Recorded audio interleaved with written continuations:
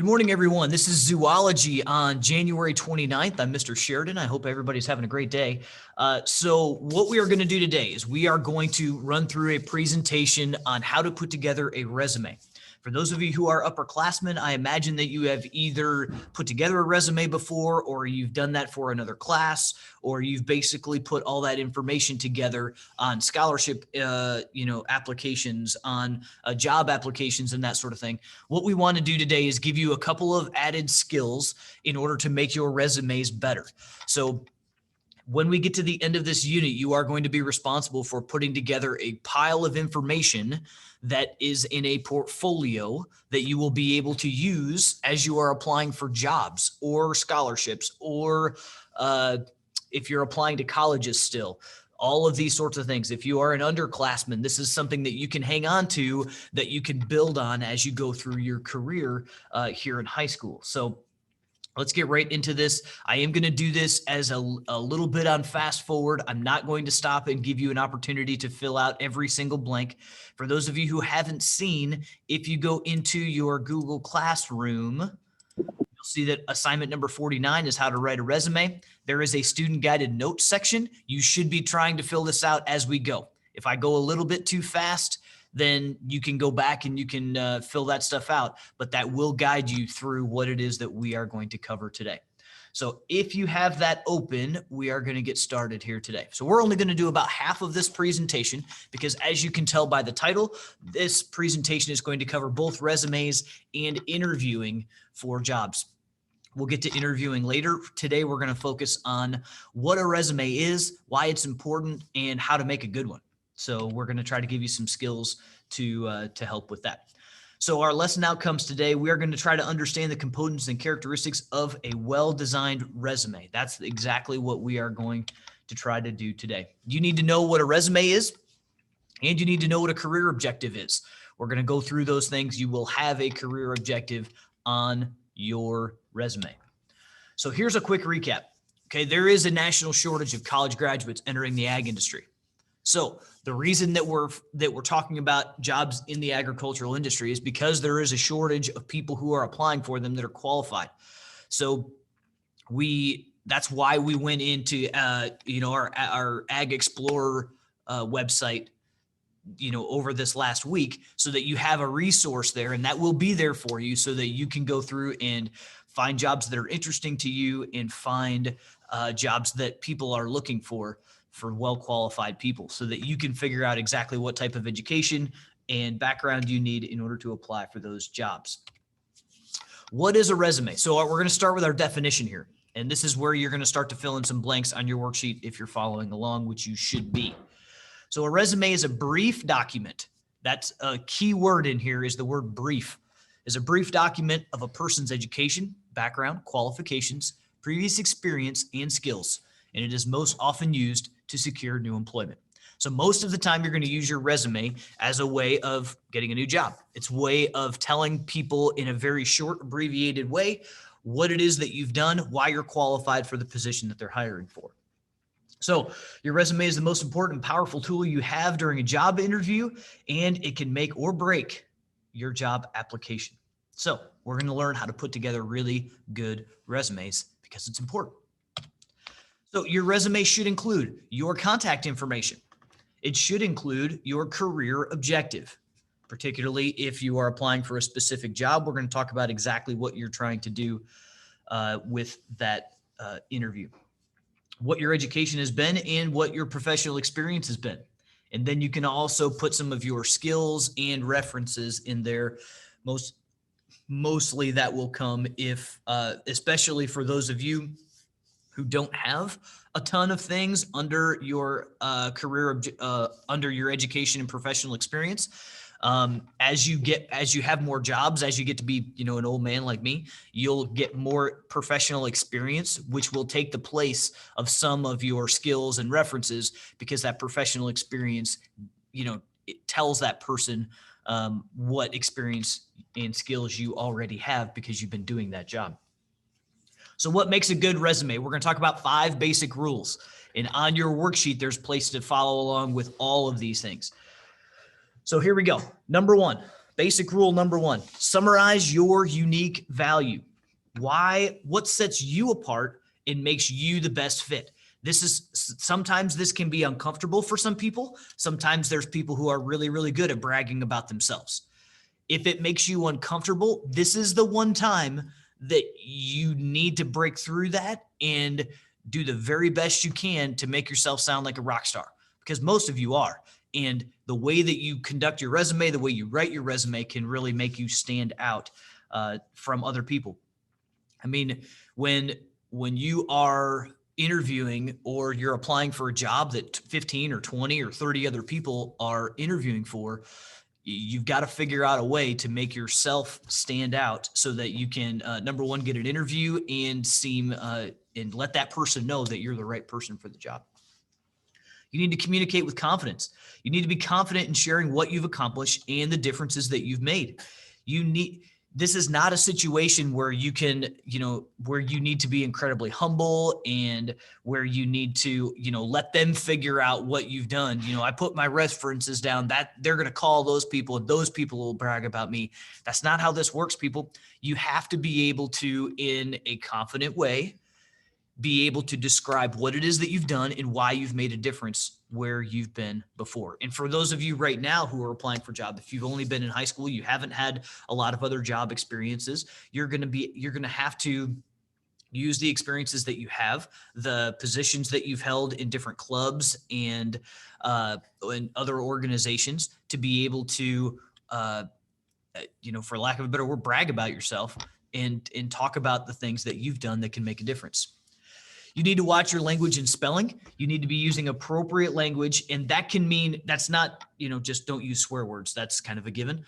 We're talking about making sure that you're not using language that's either too technical or not technical enough. If you're applying for a job that you are qualified for, and this is probably fast forwarding a few years, if you've gone to college and you're really good at coding and you're applying for a computer science position, you need to be using some of that logo and language, but at the same time, making it so that somebody who's in HR who is not familiar with every single one of those terms can understand what it is that you're saying. So you've got to kind of walk that line of making yourself sound incredibly qualified, and you're using some language that is a part of the lingo in that industry. But certainly you need to make sure that you're watching your spelling. And the quickest way to get a resume just thrown right in the trash is if there's grammatical errors or layout things that are just crazy and they can't read it very well. So those are things you need to check your spelling and rely on spell check. You need to have somebody proofreading your resume for sure. You need to key in on keywords. This is exactly kind of what I was talking about with our computer analyst position, that you need to make sure that you're using action verbs and that sort of thing that are going to make you sound like you've accomplished something in what you have done, because most likely you have, but the language that you're using these are what we call action verbs. Managed. I managed a team of 5 people over a year that increased numbers from this to this. Very, very, strict, language that is giving employers the idea that you took a company or a business or a sales team or whatever it is from A to B, or you took your knowledge from A to B by doing this. So what have you done? The things on your resume should show that you're growing as a person. And keep it concise. We talked about this at the beginning. This could be the toughest part, is your resume gets to be 1 page and that's it. And you've got to figure out how to get all the information that you want to convey on 1 page, because the idea with resumes is just so that they can look at it with one page that they're looking at it, and then they're moving on. So if they've got to flip through stuff, that's not a resume anymore. That's a portfolio. And that's not what we're putting together here. Okay, so formatting and appearance, you want to make your name stand out because you're going to be in a pile with other resumes. So they need to be able to find your name without having to search for it. You need to use standard fonts. This is not a place to get super creative with your fonts or colors or a lot of other, craziness. There are times when some people might use a color, but it's very rare, and these resumes need to be relatively standard because that's not how you need to set yourself apart. It's with the language and the tasks that you've done. So if you look down through here, you're going to use relatively standard fonts. You're going to make your type size 10 to 12 points because you don't want it any bigger. Otherwise, it just looks like you're trying to fill up the page. If you make it much smaller, then it's too hard to read. So you're going to want to try to stay in that sweet spot. You want to print your page. Don't print on yellow or red or green paper. Just make it professional and on a relatively neutral color. And you're going to limit the entry-level resumes to one typed page. So if you're applying to be the CEO of Walmart, then we might be talking about a different resume. But at this point, for anything that any of you are doing right now, and even anything that, that I would be applying for, one-page resume is what we're looking for. Your contact information should be close to the top of the page. Your name should be large and bold so it stands out. You need to include your address, street, state, zip code. You need to include your phone number or phone numbers, and you need to check your voicemail. For those of you who are applying for jobs and your voicemail is something that you would say to your friends, or if it's not appropriate for your teachers or your principal or someone that you are going to work for, you need to change it. So you may think that you'll answer the phone, but a lot of times I know I don't always pick up numbers that I don't recognize. That's who's going to be calling you. So you need to make sure that your voicemail is professional, and your email address. So again, this would be another place for a professional email address. Those of you who have Gmail email addresses that are borderline inappropriate, if it's not something that you would be proud for your mom, administrator, teacher to read, then it might be time to create a professional email address that is appropriate for applying for jobs. This is just the kind of stuff that, again, when you're in a pile of 30 people, these are the kind of things that sort people out. They don't even look at your resume because they can throw you out already. So this is some examples of how some people have organized their contact information. I'm going to show you an example. When Anna was actually in here, and she's in a job interview contest for FFA. She did a really nice job with her resume, and I'll show you hers. She does a nice job of that stuff too. So your career objective. So you need to know what a career objective is. It was one of our things. So your career objective is one sentence. You can't make it any longer than that. And it's a summary of the position that you want to be hired for. So depending on what job you are applying for, your career objective is going to change. Or if you're applying for several different positions, maybe they're not all exactly the same, but your career objective is going to be the same. It's short and specific and tailored to that position. So it clarifies the purpose of your resume, and it presents a clear statement of your goals. Your career objective is going to sound like something like this. You're going to put career objective and then colon, to work with a team of passionate individuals who are excited about selling something in the agricultural industry or something like that. That your career objective is going to be something like, to work with a progressive company that is interested in, working toward specific goals, something like that. You're trying to give them an idea of what it is that you're looking for to the reason why you're applying for the job and the reason where your career is going to head. It kind of gives them a lead into your resume. So these are other examples of career objectives. To attain a part-time sales position at Smith's Commercial Greenhouse, to seek employment at a veterinarian's office, to obtain a part-time sales position in a clothing store. These are fine. If you're applying for a part-time sales position in a clothing store, that one's going to be fine. If you are seeking employment at a veterinarian's office, this is not a good enough career objective. I would encourage you to make that more detailed, that you want to be a part of something that's exciting, that even if you're just applying to be a vet assistant, if you're applying to be an associate that's going to answer the phones, you still want to be in an office that, encourages, positivity, and you don't want it to be a drag when you go to work. You can incorporate some of those things into your career objective because that makes it different why you're applying there, why you would be a valuable part of that team. Your education, you're going to name the name and the location of the school, which always seemed a little weird to me. But for instance, I graduated from Michigan State University, so it would be Michigan State University, comma, East Lansing, Michigan. So for Michigan State, it seems kind of weird. But if you went to Aquinas College, not everybody knows where that is. If you went to other private schools that are in the middle of South Carolina, not everybody knows where that is. So you do need to put the location of the school, even if it's obvious, like Michigan State. Your major, minor, area of concentration, graduation, or anticipated graduation date. So and that's exactly how you would word that, is that your anticipated graduation date of, for me, it was September 2012 or something like that. So whatever it is that when you're applying for jobs, you need to be applying, and so that you're ready when you do get that piece of paper that you're ready to go. This is interesting.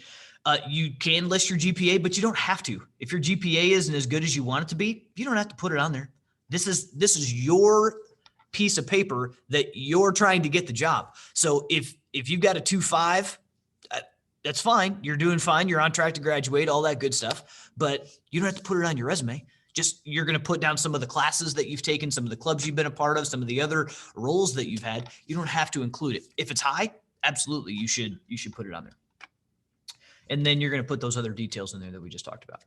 Your professional experience. So a lot of you aren't going to have a ton of professional experience, but you may have worked part-time jobs before. You may have worked for a family company before. You may have, this is anything that you got paid for that you're going to include for sure. Any volunteer work that you're doing, if you're a part of clubs, if you're in the National Honor Society and you're required to do community service hours, you're going to include that stuff. If you've just had, summer jobs, you're going to include those things. You're going to list all those with the dates that when you completed those things. There's more experience listed here. And the things that you want to list, especially as you get older, the more things that you have, you're going to start to weed out some of you've got too much to fit on one page. So you've got to start to weed some things out. And the things that you'll weed out are things that aren't relative to the job that you're applying for. So although it's pretty cool that say your track team, won district, or the soccer team, part of the district champion soccer team. That's awesome. When you are 25 years old and you've had 14 other jobs since then, that might fall off the resume as something that qualifies you to the job that you've been including or that you're applying for. But that absolutely is something that you could put on your resume right now. Strong action verbs. We talked about that before. I managed, I led, and you're going to start those, so manage the soccer team, or I was a co-captain or captained the soccer team to district championship, served as state president, served as chapter president of blah, blah, blah, blah, blah. You're going to use those action verbs to talk about what exactly it is that you have done. References. For those of you who don't have a lot of professional experience of that sort of thing, you can actually list your references. It can be part of your resume. So they can be part of the thing right now. You may need some filler to get a full page resume completed. With the few experiences that you've had and the few jobs that you've had, you might not have a full page of stuff. You can include your references here. Once you get to the point that your page is full with relevant information to the job that you're applying for, then you might be at the bottom. You're just saying references available upon request, that you can give them references whenever they need it. So be careful who you are choosing with your references. You're going to want people who are willing to speak about your character, about what kind of person that you are, and you're going to, and this is just a way that you should be conducting yourself, that you should be able to have teachers, counselors, employers, people you are not related to that can be your references. Ideally, they are not people that coaches would be a great reference as well. So a couple things to remember. Your resume does not get you the job, but it does get you an interview. which is the whole point. The object of you writing a really good resume is to get an interview. You want to get in front of these people so that you can explain to them why you're the right person for the job. And if your resume is sloppy or has typos or doesn't do a good job of telling why you're qualified for that, it's never going to get you in the door. So that's why we've got to have these resumes, really wrapped up and really, really good. So you're going to put time and consideration into your resume is one of the best ways to prepare for your interview, because then you've got all that stuff in the top of your mind. And for heaven's sakes, please proofread your resume and have other people proofread it, because if there are typos, if there are things that just don't make sense, then you are going to have a tough time getting in the door. So we will move on to the job interview in another time. Right now, the other thing that I would like to show you is an example of a resume that I think is really good, that I like. And here we go. So this is Anna's. She's competing in the the FFA has a leadership contest called Job Interview, where you write a cover letter and your resume for a fake job, and you actually go in and interview for it.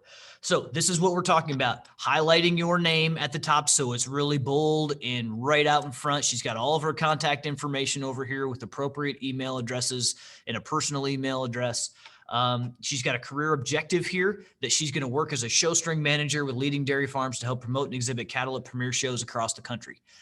That's pretty clear about what it is that she wants to do. So she has her experience listed down here, her education listed over here, leadership experience, and awards. So the way that she has this laid out, it's super neat. It's super nice. The dates are listed over here in this little ghost type font that kind of breaks things up. That does a really nice job of talking about exactly what it is that she needs to do. So for her and for you all, this is, your education is simply going to be, if you've gone to the talent center, that's great, but she's gone to the high school, and, you aren't going to have a ton of, professional experiences. So these are ways that she is, highlighting the things that she's done without having a ton of paid professional experience before. There's ways to do that. So that's our presentation on resumes. I hope that you followed along with us and got most of that student guided notes filled out. You'll want to reference that as you're putting together your resume. Next week, we're going to talk about interviews and cover letters. And then we'll have, toward the end of next week, we'll have an assignment due where you'll need to have a resume done. You'll need to have a cover letter done as a part of this whole portfolio that we are going to put together for this career readiness work. So if you have any questions, please let me know. But that is all for today. Please make sure that those notes are filled out. Turn those in when you are finished, and we will see you all on Monday. Have a great weekend.